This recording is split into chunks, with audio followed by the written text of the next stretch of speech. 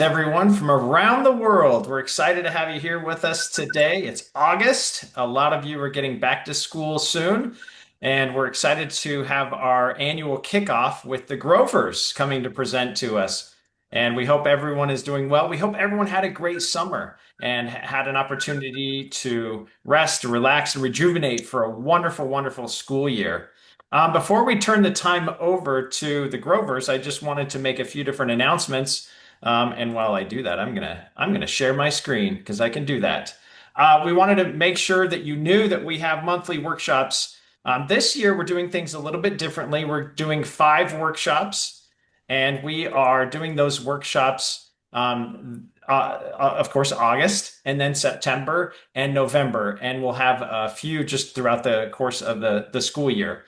And those are the months that we had the most amount of participants and the topics that were the most relatable to teachers. And so they're going to be a high quality, like the Grovers always have awesome presentations for us.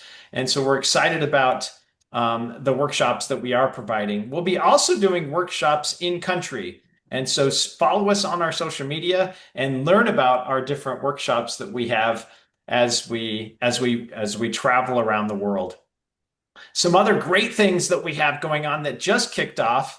Let me go to our academic contest. We have an academic contest that is open now that is the Right Around the World contest. And this is where we have a lot of students from all over the world that are doing some really, really amazing things. I know Dr. Ray and I have read many of the entries in the past, and we're just so impressed. And this one we're particularly excited about.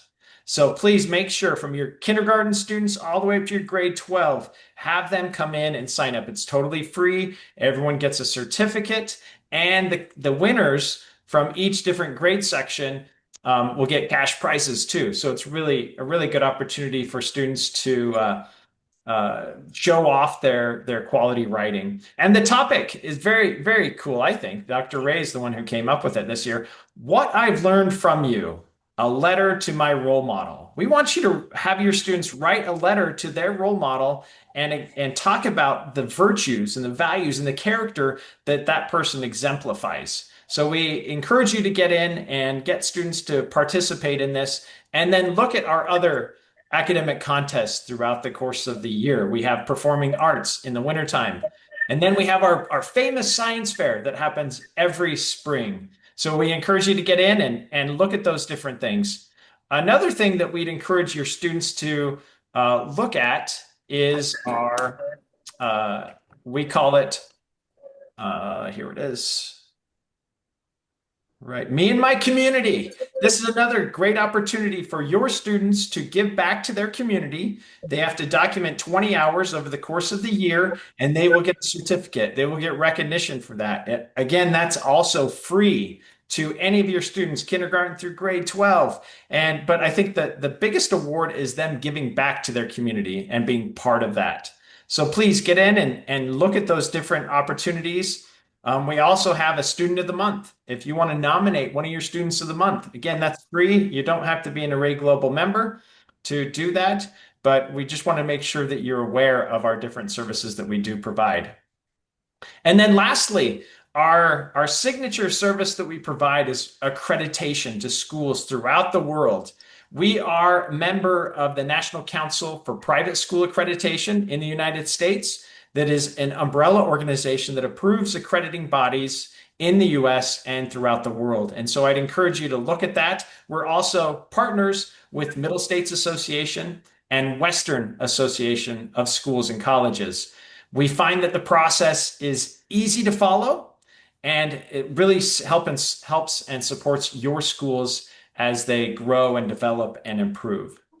We'd also like to make sure that we recognize Dr. Ray with us here today. He is our president of Array Global Accreditation, and he's been a mentor to many, many of you and to me over many years. And his impact has been felt not just locally in the United States, but he's traveled and helped and support many countries, many schools. And so we welcome and we look forward to his words of wisdom a little bit later on.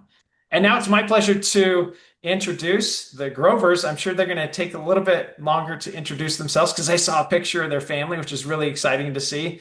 Mr. Andy Grover has been an administrator for many, many years, and we're excited to have him on, and with his wife, who's been an educator for many, many years also. And they have a tremendous amount of experience, and we're excited to have them on. And if you have questions, I'm sure they'd be happy to answer those things. So with that, I will turn the time over to them.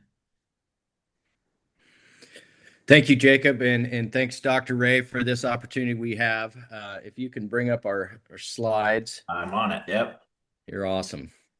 First of all, my name's Andy Grover, and this is my wife, Candice, and we've been educators for a long time. And it seems like every year we keep getting older and keep doing the same wonderful work. Both of us were raised here in Idaho. We continue to live in Idaho. We have 3 daughters, and they're all married, and now we have grandchildren who just started school last week. So it's fun to see them starting school and going through the process as well. If you can push one more slide, Jacob. Yep. Thank you. But you'll be able to see this is a picture of our family. We keep growing as well. I've spent time as a teacher and a coach and as administrator. I work at the state level now of Idaho, at the government level. And then Candice has been a teacher and a leader and has done accreditations all over the world as well. We both come from very rural districts. So my graduating class, for example, was 38 kids. And now I work with districts with 42,000 kids. So it's a huge change through our history. We love to travel, and being able to work with Ray and Jacob on this is really us coming home to our international family. And we're very grateful for the opportunity to see some of you that we know, and hopefully we'll get to meet some of you sometime in the future. So that's kind of a little bit about us. I don't know if you want to add anything, Candice. No, I'm so pleased to be with you today, and I love that we all have something very important in common. At some point in your life, you decided to be an educator, and that's just, so valuable. And I love that during this time together, I hope that we can be self-reflective on, where am I at as an educator? Because I think, things are hard. Things can be difficult, and that's okay. Let's move forward. Let's look at the positive, and let's always be looking at what we're doing well, because I know each of you put great effort in and you're doing things really well. And there's also some little bits and pieces that we can take with us and go, I'm going to try this. I'm going to maybe implement this thing and see if we can grow a little bit and help our students and help yourself as well, to enjoy your classrooms. And actually, can we go to slide 4? Yeah. No. There we go. Yep. We're going to start here. Okay.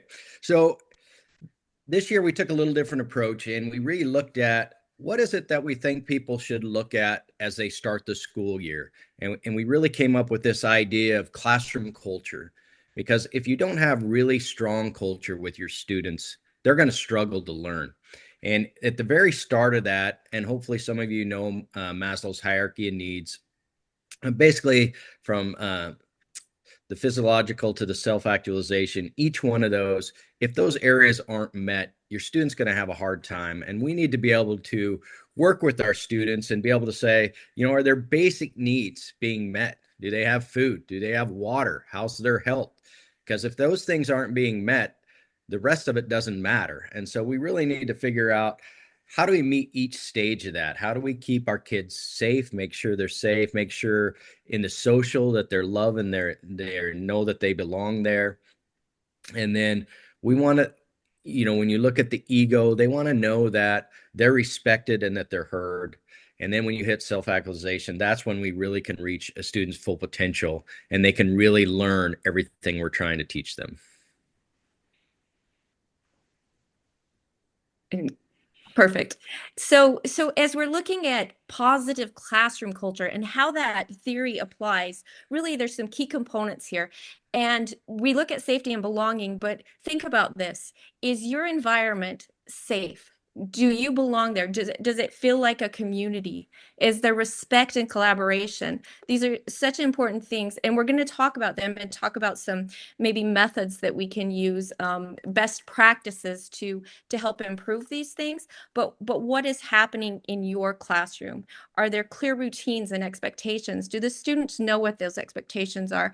And then can we get to a point where there may be different words here, right? But we chose purpose, joy, and growth because that's that actualization piece where you're going from having what you need and building towards that so that that growth and that potential can happen.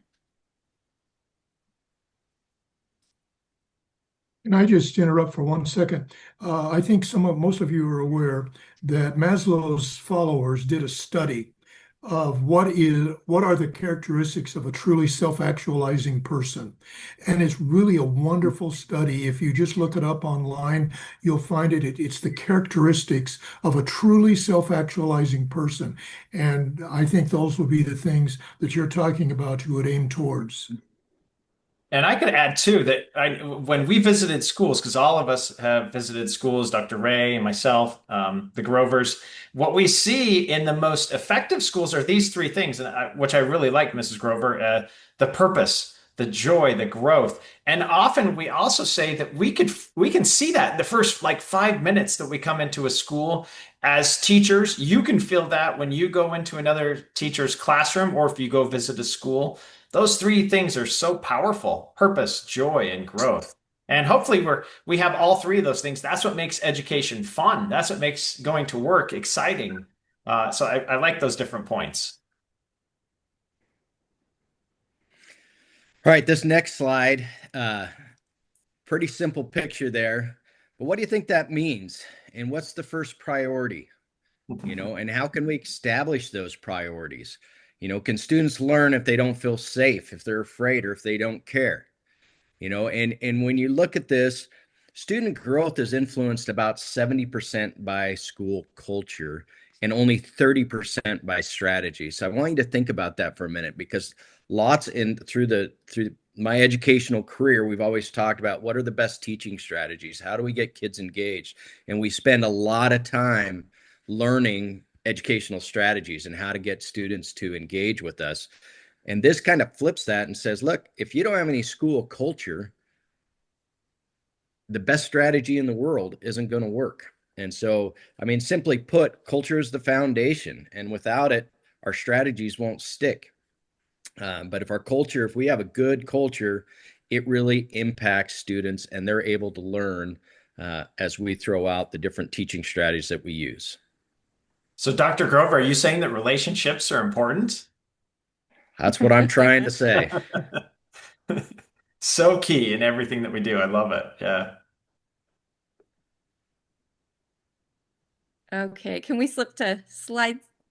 There we go. Perfect. Yep. So I think we all have different patterns throughout our teaching where we focus on different things. And I want you to think about what some of your fundamental beliefs are with education in general.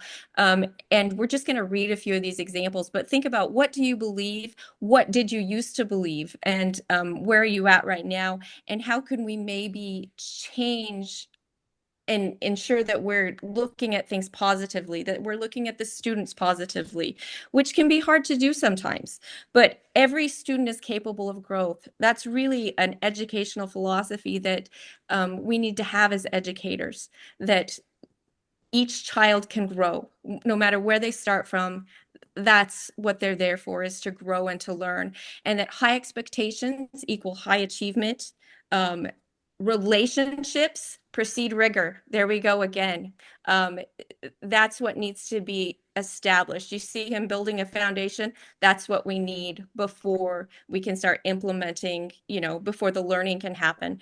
And then a few things at the bottom: humor, kindness, and hope matter. That certainly might not be all of your beliefs, but enjoying the classroom, that's one of the best pieces of advice I got as a first-time teacher from a friend, because I was struggling with behaviors, because I was raising these three little girls and they were quiet and I was quiet and sweet, and I went in a classroom and I was having some some struggles. And she said, if you're not enjoying teaching and if you're not happy in the classroom, your students aren't either.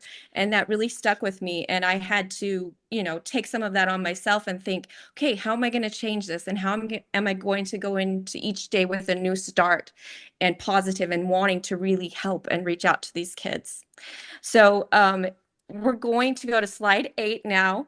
And we have a video we'd like to watch. And please look for in this the research and the methods that these educators are using, including especially the language the adults use. Hold on. Thank you for running our PowerPoint. We appreciate it. This is the correct one, right? The power of relationships. That's it. That's perfect. Oh. Come on. There we go. You had so much to offer yesterday. You okay? I'm tired. So what's going on? Strong relationships are central to the learning process.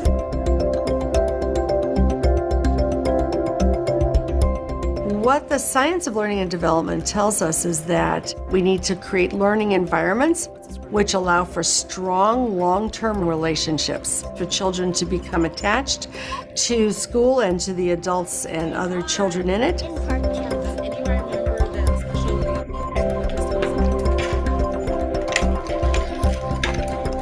When children have experiences of closeness and consistency and trust, oxytocin is released. Oxytocin has many, many positive effects on the development of the brain. So when we think about a relationship, we're not just talking about being nice to a child. We're talking about a child having an experience of attunement and trust strong enough to release the hormone oxytocin. Good morning, Ariella. How you doing today? The purpose of the morning greeting is to connect with them and to just make sure that I'm seeing them as humans. Like I'm making that relationship with them, making that bond. I prioritize relationship building because getting to know them is the best part of the job. When I come in the morning, we usually talk about things that are happening in our community. We're trying to build caring and respect. The teacher is trying to understand who I am and my values as a person. When I have a free 45 minutes or an hour, I think to myself, I could sit down and catch up on grading, or I could go and make connections, whether it's a smile or a joke or a reminder. It validates their presence in the building. Rock it out in the art room. It starts from so much honesty and transparency with kids. It's really easy to strive to be this idealized, always ready to go elementary school teacher, and that's not real and that's not human. When people start talking about other things while I'm still giving directions, it feels frustrating for me and I have to take a breath. My students connect most with me when they see that I also struggle and I also have challenges. It takes a lot of vulnerability on my part. Total familiarity. When that student knows that you care about them, when they know that you're a human, let's think about that. Their academic performance in your class is going to be better. If I'm comfortable around them, then I'm more confident around them, and it's easier to ask questions and things like that. So when you're looking at this graph, what is it that you think happened? Some teachers I don't always get along with the best, so then sometimes I'm like, I can't do it, I'm just not gonna do it. But when I like the teacher, I want to do their work. I'll be like, I can learn this. You all have done outstanding work. Emotion and learning are completely connected. If you're in a positive emotional space, if you feel good about yourself, your teacher, that actually opens up the opportunity for more learning. Good to see.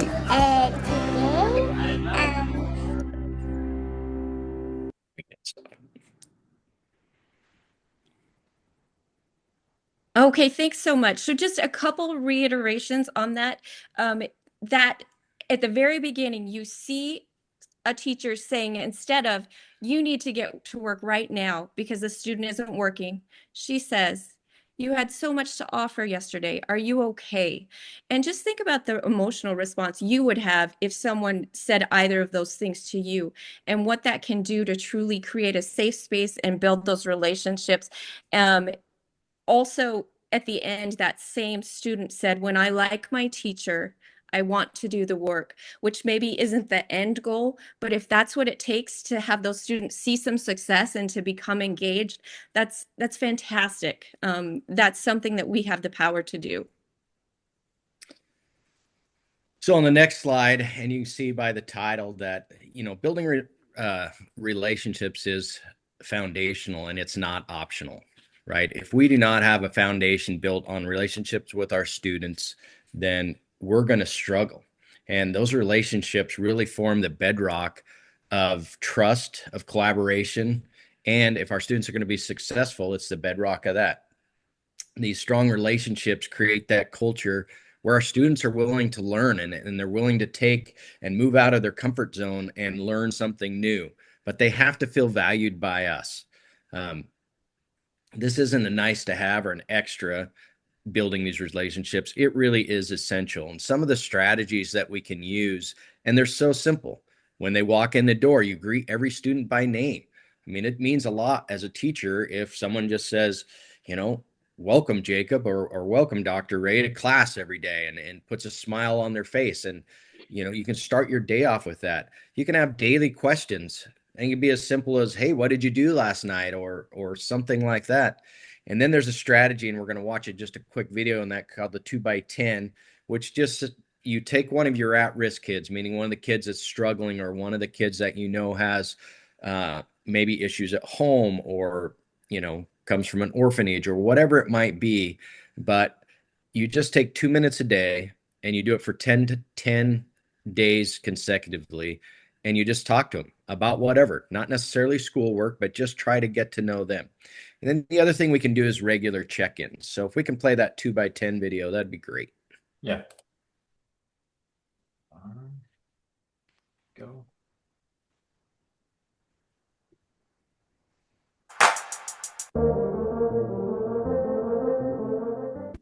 One of the key factors that determines student success is their sense of belonging, which is important because we see a direct correlation between belonging and academic success. One way that teachers can connect with a student in a meaningful way is through a technique known as a 2x10. This story of a teacher helps us to understand the process and benefits of a 2x10 strategy.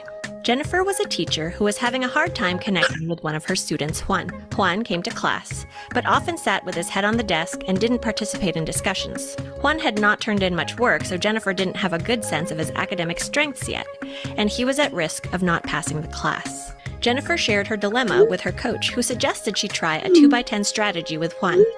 That meant she would talk to Juan for 2 minutes every day for 10 consecutive days. Not about schoolwork, just about life. Jennifer was willing to give it a try and promised to text her coach each day to let her know how the conversations were going. On the first day, Jennifer found some time during class to go sit next to Juan. She asked how his day was going. Good. She asked if he had a good weekend. It was okay. She asked what he did on the weekend. Played video games.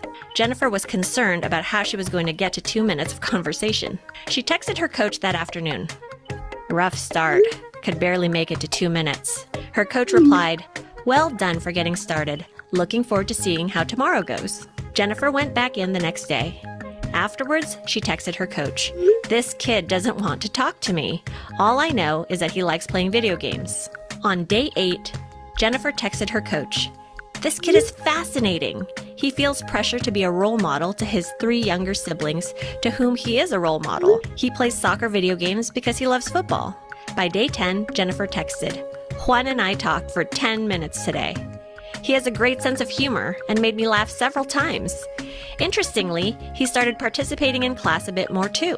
Yesterday, he raised his hand to share an idea during our class discussion. He's never done that before."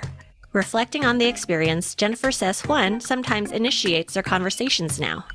He is participating in class and has even started handing in work. Of the 2x10 strategy, Jennifer said it not only changed her relationship with Juan, but it changed her thoughts about students generally and what they're capable of. She is already thinking about another student to try this with. The 2x10 strategy is a powerful way to connect with students, and for teachers looking to try it, there are a few things to keep in mind. First, when selecting your student, consider students that are disconnected, students with whom you don't have a great relationship with yet, students at risk of failing academically. Second, make sure your conversations are not about school. If the student takes it in that direction, it's fine, but you should not start there. Focus on getting to know the student as a human first. Third, keep it up and establish a process for accountability. Have a colleague you can text or report to about how the conversations are going. Recognize that it could be challenging, but it's worth persevering.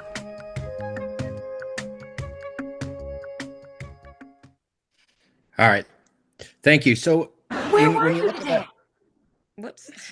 even better, when you look at that 2x10 strategy, you know, you can piece this together and it doesn't take very long. 2 minutes out of your day to go and talk to a student that really needs to hear from you. It's very doable. And we try to break these up into smaller chunks. And one of the reasons that I showed you the video was that this is something we can easily do. And we can do it every day, start with one student, you know, and hopefully move to multiple students.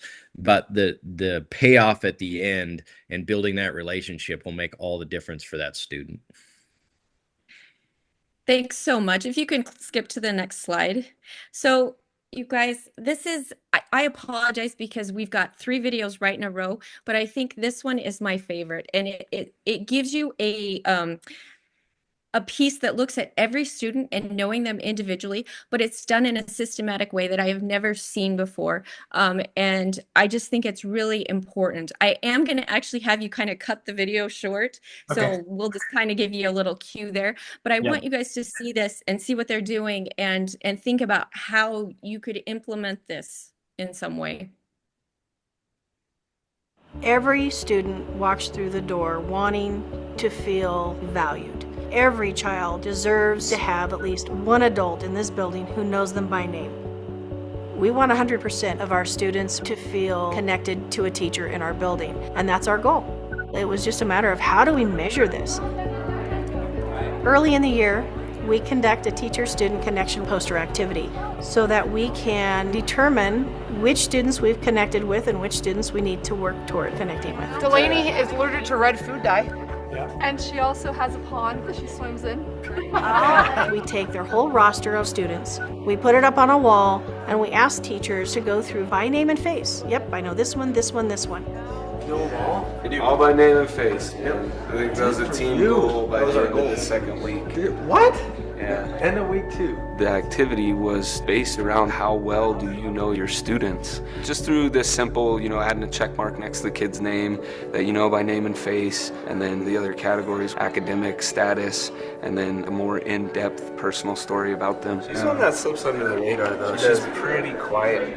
You look at a lot of kids and you go, hey, this student has one check mark. I know them by name and face, but other than that, I don't know where they're at academically. I don't know anything about their personal life. It's probably harder for them to feel valued in a learning environment without that connection to the teacher. So to me, that's what this was all about, a reflective process. How well are we getting to know our kids? And so you don't get to know those students. The stones in the river, that's what I like to call them. They're just letting the water wash over them. We gotta go pick up that stone and turn it over. Thank you. Can you stop it about right here? And then it's time to develop. Thank you so much. So what I love about this is I have gone down my roster. I've collaborated with other teachers on students to check in on specific students, but this is a really measurable strategy that is actionable then, right? You're breaking down these students so that every single student is known, and that's so valuable. Can you skip to the next slide? Yep. So focusing on a few key takeaways from this method, it prioritizes the students individually. Does an adult in the building know the student individually? And when these students are personally known, we know that they feel valued and that will boost engagement and growth, right? The data supports that. So second, using reflective tools. This tool that they've used that is simple, really. They've putting these posters up and they're saying, do we know this student's name? Who knows their face? Who knows their academic performance? And then what about their personal story? What do you know about them? And then these kids, no one's getting lost, right? I love them making it a school-wide strategy. I think this is something, bring to your administrators or talk to other teachers. Do this alone with your own students. I just love this concept so much. And then you didn't see the piece at the end where they're saying then, okay, we've recognized the students who we don't know and we don't know where they're at. Let's divide and go out, and maybe you're using a 2x10 strategy. Whatever you're doing, you're initiating some action to ensure that there's no one alone who doesn't have contact or a relationship that's being built with an adult within the building. Okay, it is simple, and it's meaningful, and this can really build trust and belonging with those students. And I wonder, just to interject there a little bit, I know Dr. Ray talks about this all the time about the adult can be anyone. It doesn't have to be a teacher.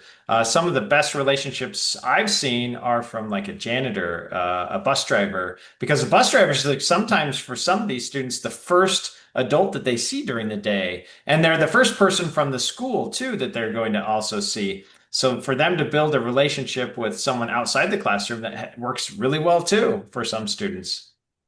100%. Great thought. Yeah. All right, this next thing, and we were thinking, okay, we're starting out the new year. What are some things that we can do to really include students? And in my earlier career, I was in the United States Marine Corps. So I came out of the military before I went into the classroom. So you can imagine how I set rules, right? It was top down. Andy's rules, this is what you do. And if you don't, there's consequences. Well, I can tell you that it worked only because people were afraid of me, right? Learning was not that great.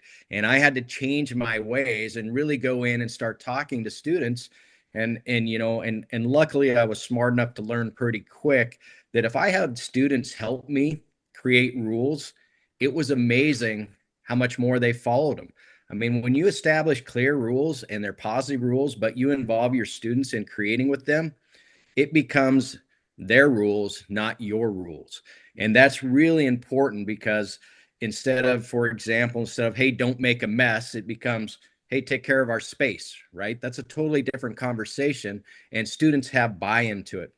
The other thing is when you have rules that you've built together, you can predict what's going to happen, and students feel safe. You also, like I said, you get the buy-in from students because they help own it, and there's true accountability. One of the things I found early on is that if students were acting off, other students would say, hey, that's not what we agreed on, or you know what, here's the rules. And it wasn't, Andy up there saying, hey, follow the stinking rules. It was all the kids helping police that. And it just made it much easier on me as a teacher. And finally, when everyone's involved in that process of creating the rules, it just builds this culture of respect and learning in there, and it becomes a community and not a command. Perfect. And then on the next two slides, so the next one is going to show you some examples of what these could look like, right? But again, you're creating these with this class. And of course, you're setting up in your mind, we need to touch on these things, right? So the teacher's directing, right, what's happening and ensuring that it's established well. Okay, so we've got an example here for young learners, right? Is this not simplistic? And you've got a picture there to go with it. These are very simple ideas. Raised hands, quiet mouths. I love, caring hearts. These are fantastic concepts that the imagery is wonderful for young children.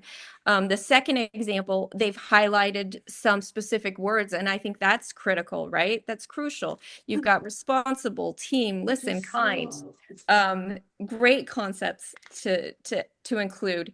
So another approach that you see in the second one is all of those students have signed those classroom rules, and that supports ownership. It supports that commitment and that community feel that we are a community that are going to take care of each other. We're going to take care of our environment. The next slide shows some possible, and they've called them norms. And really, maybe norms is another word for rules that has a sound that is less forceful, less stringent, maybe. These are our norms. This is what we do and how it works. Again, I think, this first one, they've divided in 4 sections of working with others, organization, furniture, which is really just, what is our environment going to be like? How are we going to take care of it? And then the second one, it's specific for collaboration. So they're saying, okay, when we go in group works to do group discussions, what are the expectations with that? If we don't establish those things, the students don't know, and they need modeling. They need to be taught how to have these conversations. I love that they've even given discussion board prompts in the end that say, I agree or I disagree because of this. Can you say that another way? These are really modeling great things. Eye contact, listen to others' ideas, participate. And again, you've got all of the students. Like, if I were doing this, I would just make sure I had all those kids sign that at the end, have everyone come together, sign those at the end, and we own this, and this is your classroom. And I just think that's, these are some great examples that we've borrowed from other classrooms. What I like about this, Mrs. Grover, is that it's so positive. It doesn't have a list of rules of don't do this, don't do this, don't do this, don't do this. It's all very positive, what the expectations are of the classroom and how people are supposed to interact, work together, and how they're supposed to learn. That's a great way to set up an awesome culture. And the culture of the classroom is going to affect the culture of the school.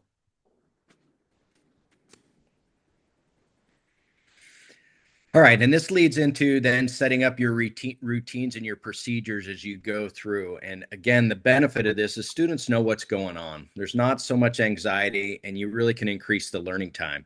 And the first thing, model everything.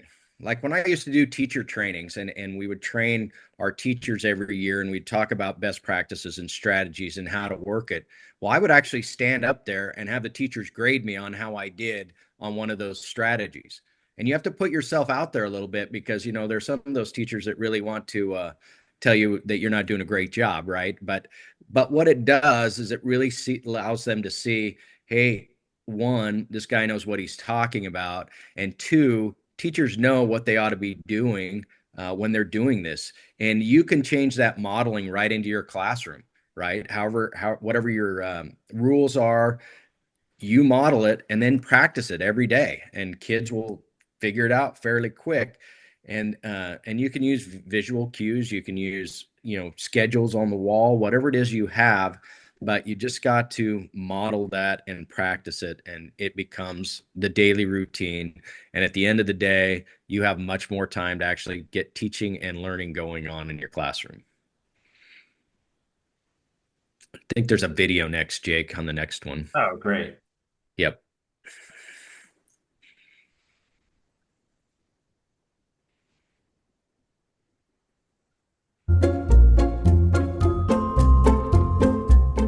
At our school, an observer may see students working independently, performing classroom jobs, or using objects appropriately, and think, wow, isn't she lucky? All these kids are really well behaved.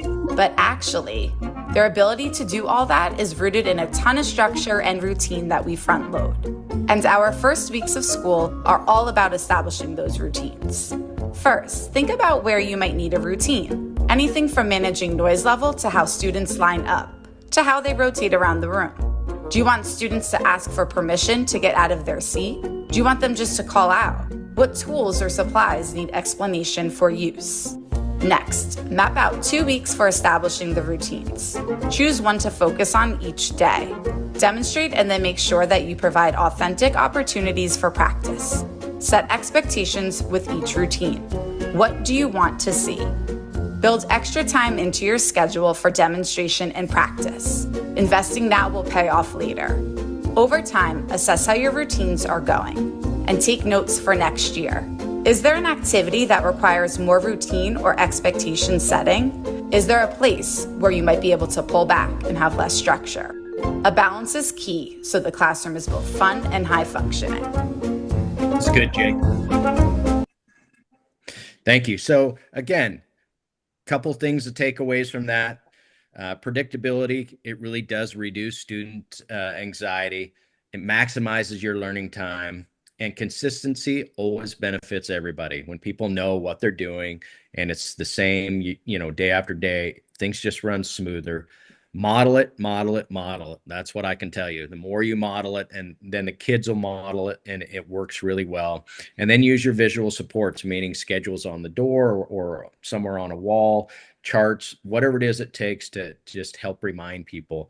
And simple things like lining up at the door, raising your hand for questions, have bell ringer activities, even, to start class or end class, where you store your supplies, how you go to lunch, all those kind of things, make them routines, and it will make your life easier.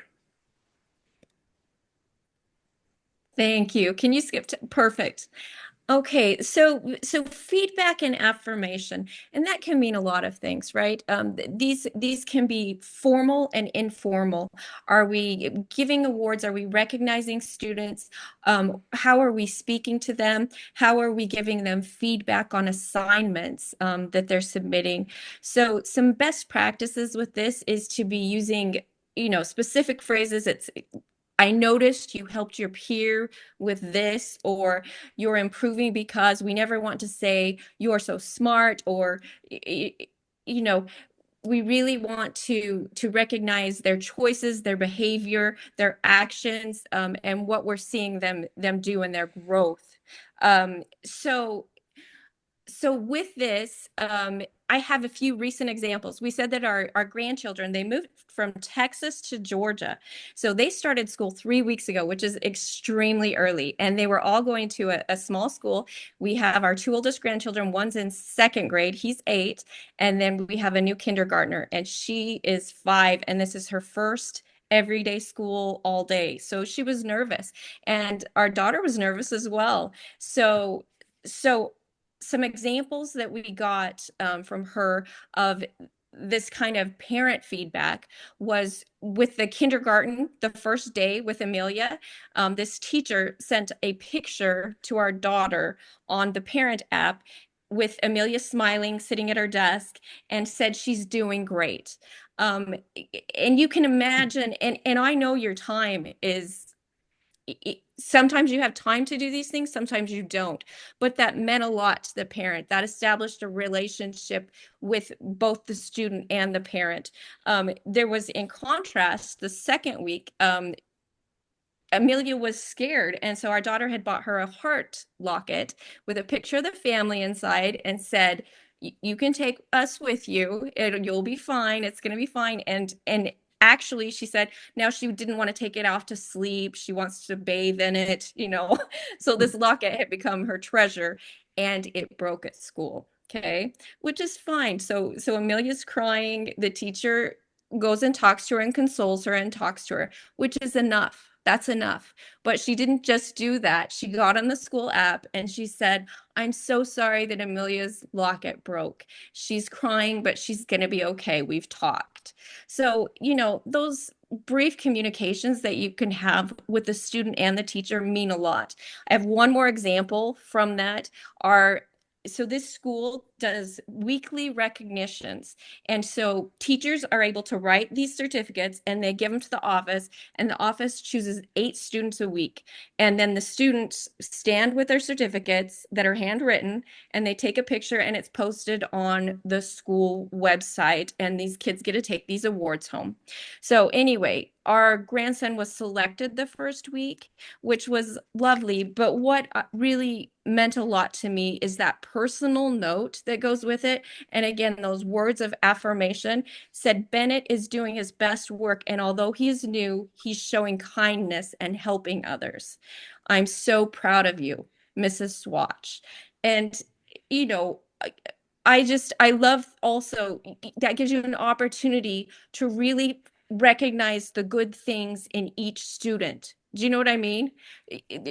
re recognizing students for what they're doing well is so beautiful and so powerful. So these can be awards for academic behavior, growth. I used to like to recognize students for growth, not for we're the highest achievers in the class. I'm the one that's shown the most growth this month or something like that. That's just so important. Simple feedbacks on assignment. And then if you'll bear with me, the value in words that a teacher and even your tone, your physical, our nonverbal communication means something.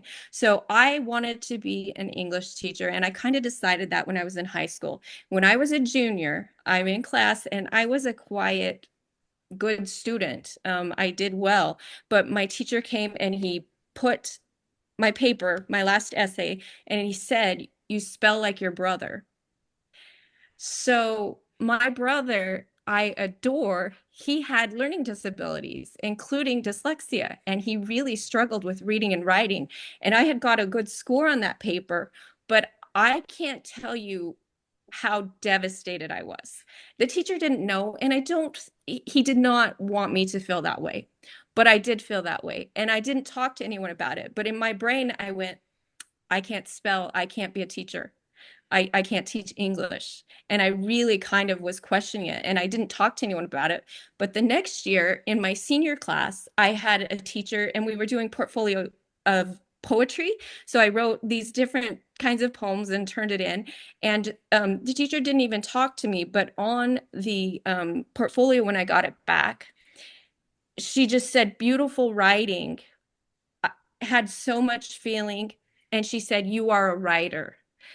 And again, she'll never know what that meant to me as a 16, 17-year-old girl, 35 years ago. But those things can be so critical, and we need to be so mindful and cautious and kind. And just before I let Andy talk again, because I know I'm talking too much, but if that first point had been good research, good format, good content, please work on your spelling. That would have been okay, if that makes sense. So that's just something to think about. That feedback and those words do matter.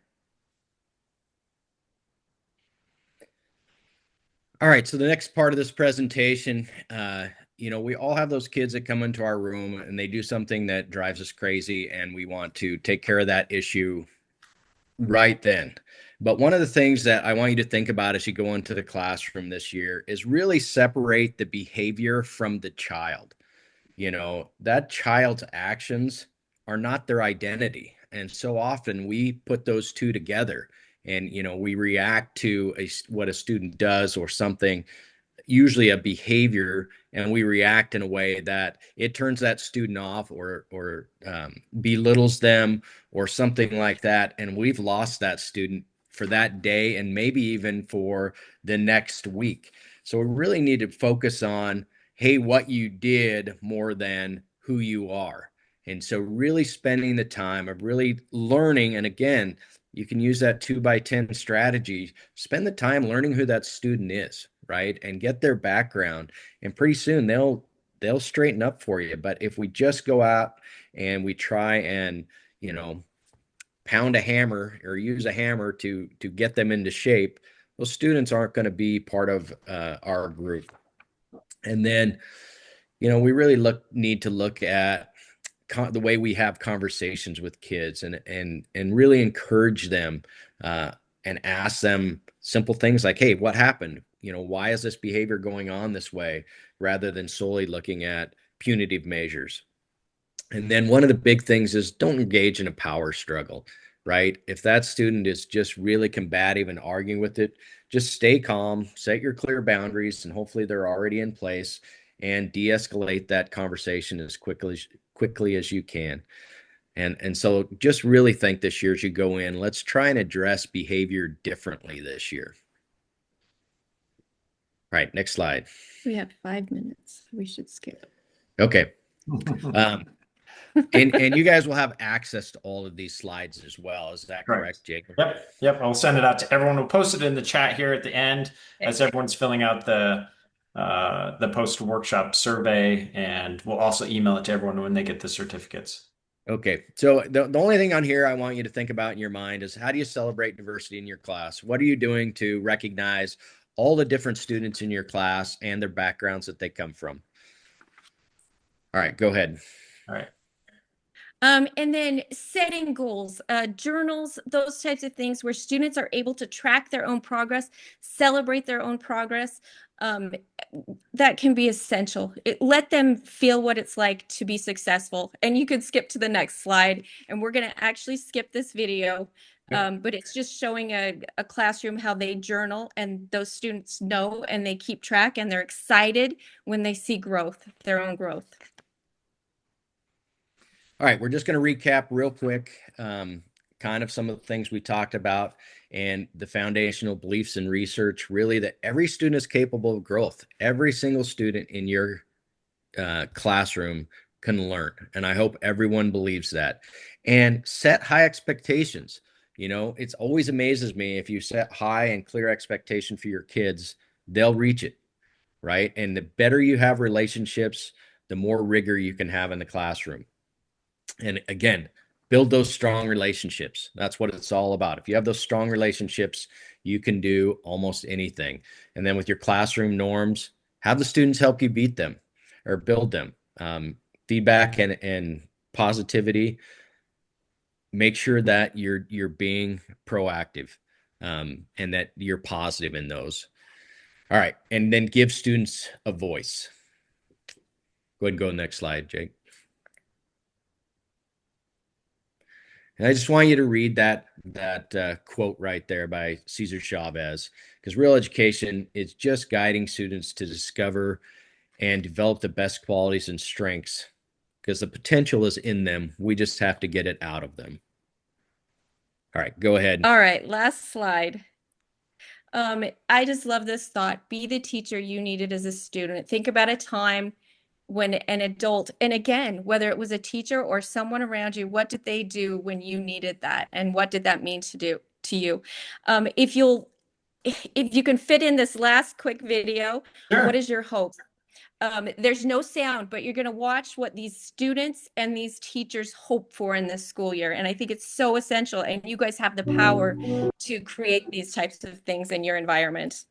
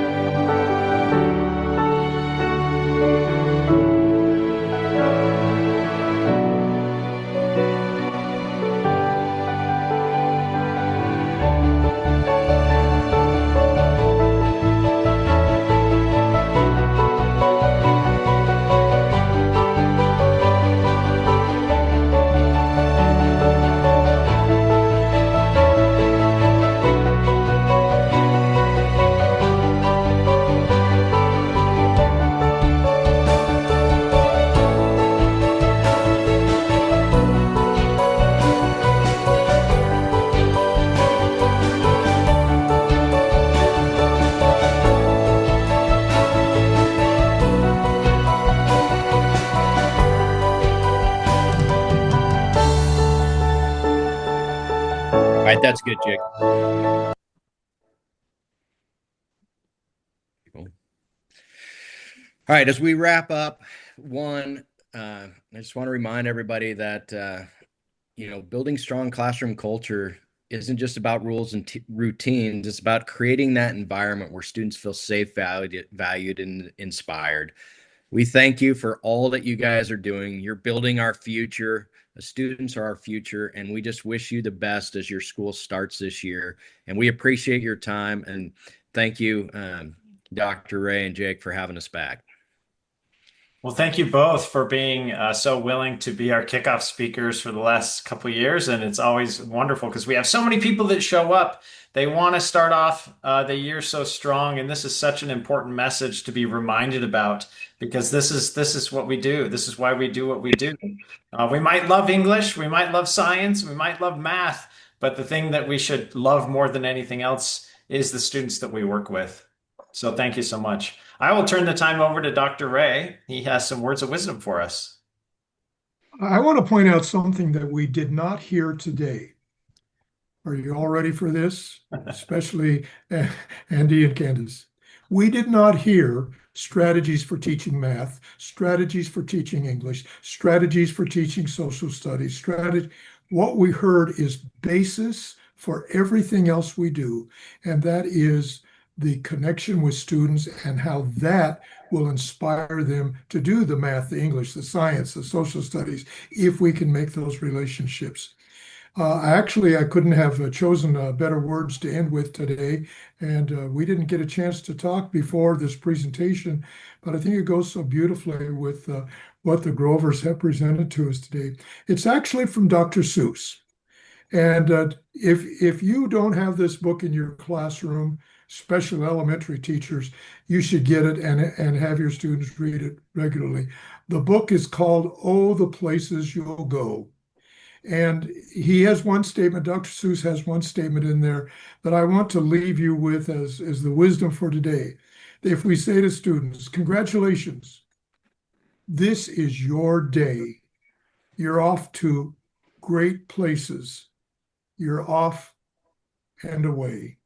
And if we could get that instilled in each of our students and help them get there, I think we'll all be surprised about the places they'll reach and the places they'll go.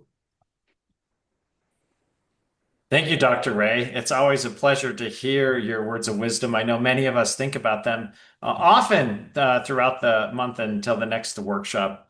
What the next thing is that we will post in the chat 3 different things. The workshop survey. And with the survey, you need to fill that out and you need to post things in there that you learned. 3 things that you can take into your classroom the next day school. If it's Sunday, if it's Monday, or if it's in 2 weeks, your start of your school year. Please post 3 things that you can implement immediately into your classroom. Another thing that we'll put in the chat is the slideshow. So you can see all the links and the different comments and thoughts that we've had. And then also the Grovers have done a really nice job of putting together a handout, a takeaway handout, where it just has the main points that you can print out, put on your desk, put on the wall, and you can reference as the year starts. So as I do that, we will also open up the chat and you can raise your hand so you can ask questions to the Grovers.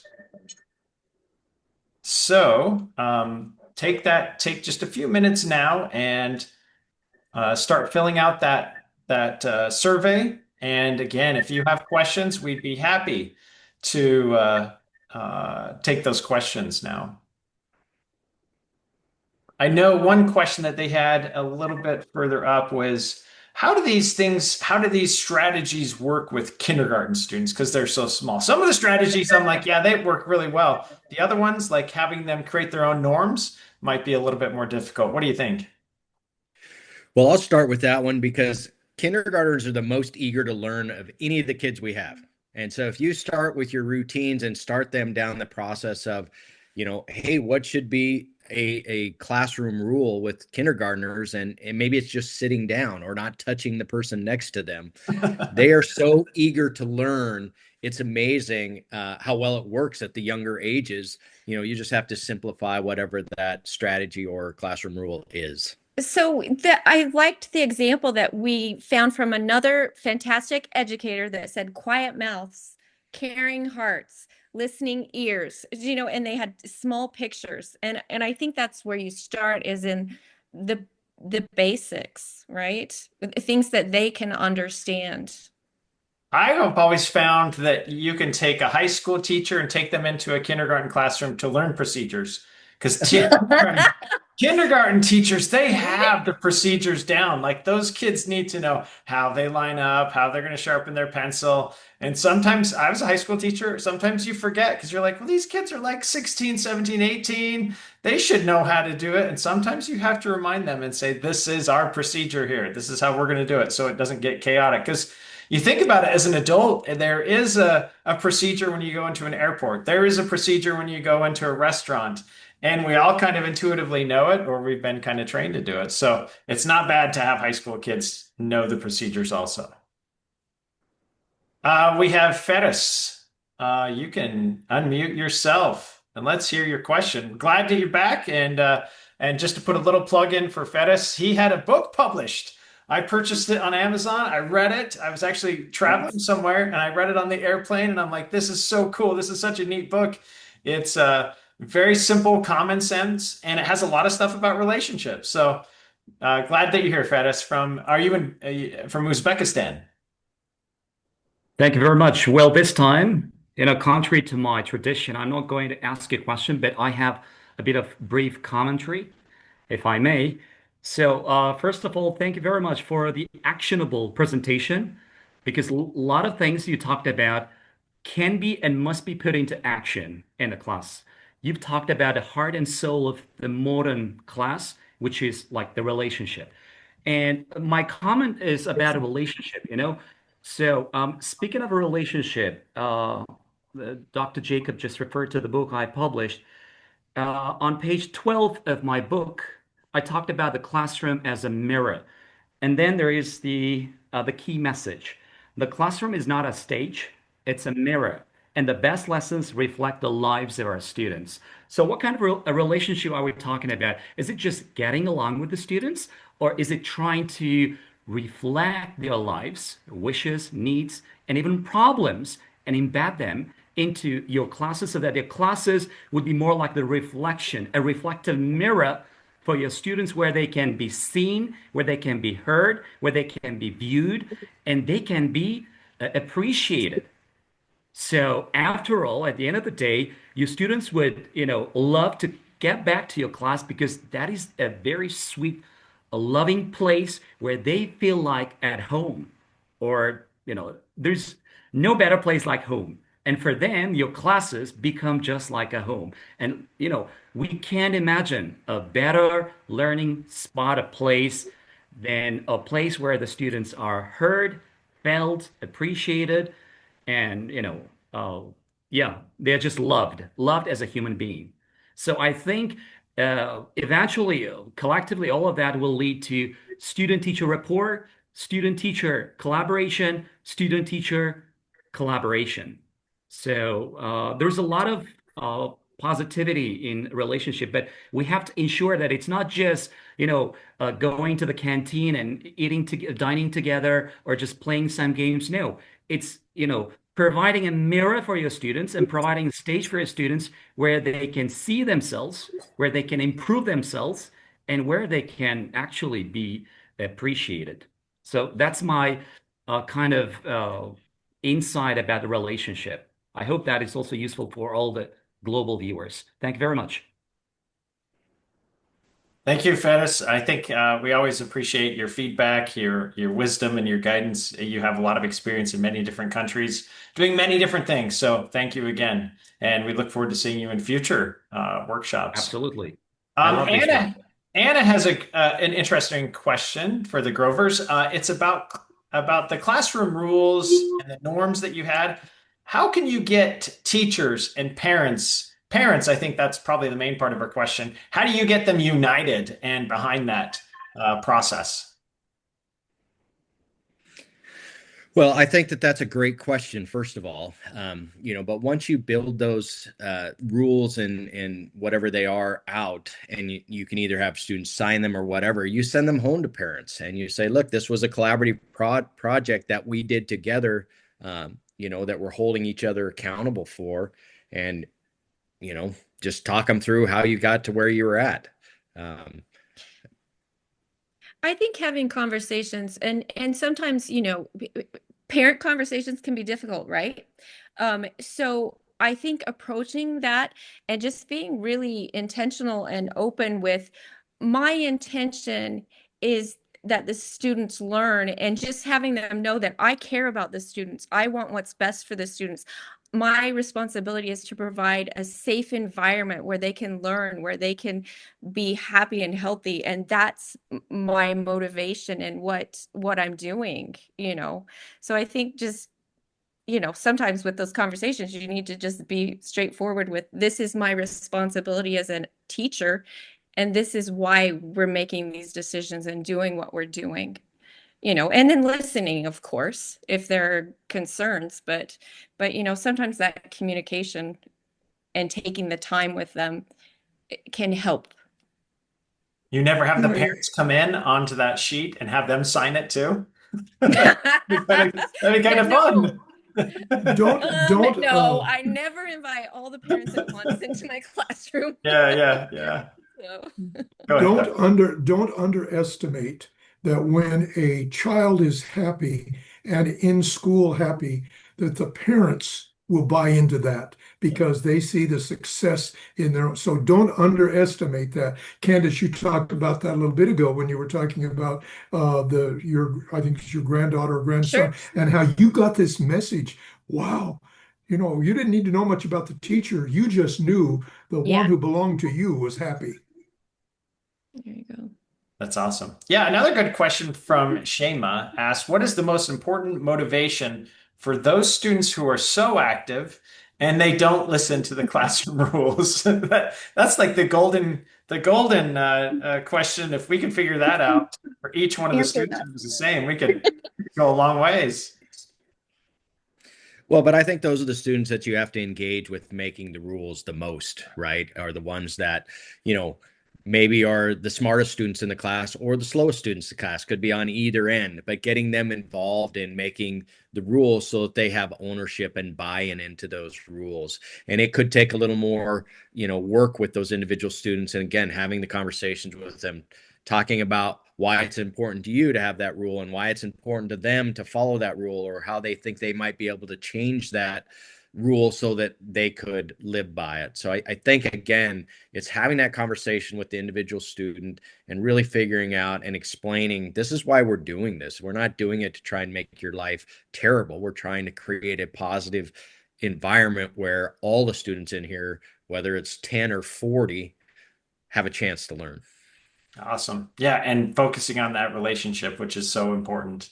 I love it. Asma has a question, probably directed more towards me and Dr. Ray. How can I take accreditation for the organization I'm working in as an English teacher to be a global accredited institute? That's a great question, Asma. Our accreditation process starts off with an application to our organization. After the application, there's an accreditation report, and then we come and visit the school. And if it's an online school, we do it over Zoom. But many of our schools are in person. We'll come actually physically to the school and verify your accreditation report, spend some time with you. And just so everyone knows, the accreditation process is a school improvement process. And as you go through that process, you'll see your school improve, grow, develop as you do that self-study and as you partner with our visiting team that comes in and works with you. And so we'd happy to talk to you a little bit more about that, Asma. Please reach out to us and anyone else who's interested in accreditation, because our big focus is to create that positive school culture. So when your parents walk into the classroom, into the school, they feel welcome. They feel like it's a positive learning experience, a place where they can trust and send their children to. So I'd be happy to talk to you, even your school administrators, because I know many of you are teachers. Have them look at our website, reach out to us. Even if you just want to talk about accreditation or school improvement or anything else in general, please sign up to visit with us and we'd be happy to do so. So thank you. That's a great question. Let's do one more question from Sarha or Sakra. She says, how can we help the students that they are low understanding? What is the best way? So we've talked about behaviors. What about students that perform and struggle in classroom? There's so many pieces to that, I think. And I think it is about relationships, having them know that you care and having them know that you believe that they can learn. Because I've had kids come in, and I'm talking junior high kids, so 13-year-olds, who will later say, I didn't know I could learn. I didn't know I thought, this is their words they used, but I don't say them, but they said, I thought I was dumb. That's what I've seen them say. But that's one of those beautiful things about being able to have them say, okay, this is where I tested on this, and this is where I want to go with it. So when they can set those goals and write those things out themselves, it also, I mean, there's so many things tied into it with, you have to have things established so you can do at some point group work, so you can kind of remediate and find ways to facilitate and work with what these lower end students need, which takes some time and effort. But again, I think caring about the kid, showing them where they're really at, and saying, where do you think you can go with this? And giving them the tools to get there, which isn't a simple thing, but it is if you take it one step at a time. And I would just add to that, show growth, right?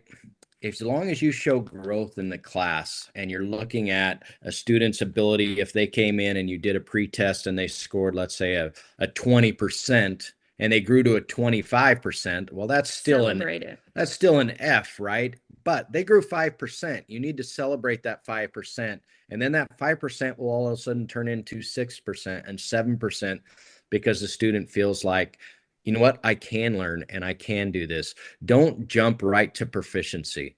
We have so many students that come into our classrooms that it's going to take a while to reach proficiency, but all students can show growth. And if we work with them on how to really work on growth, that's a really good way to do it. And by giving the student ownership, and as Candice said, show them where they start, and even maybe weekly for some of these kids, show them the growth they're making. It's amazing the change you'll see in that student. Can I say one more thing really quickly? But I gauged that, especially in junior high rather than high school, it just worked at that point for me.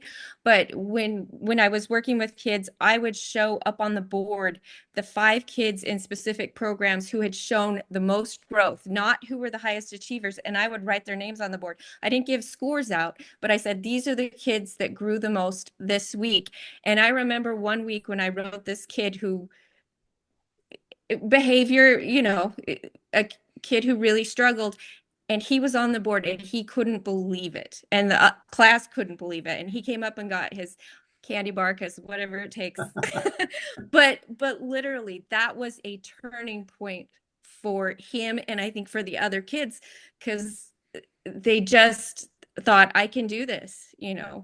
So celebrate those things. And it doesn't have to be on the board, whatever you need to do. But looking at that individually with the kid and saying, this is where you were and this is where you are now. Look at that. Yep. So. And I think it goes back to what you said at the very beginning. Make it fun. You should be enjoying your classroom. You should be looking forward to going to the classroom.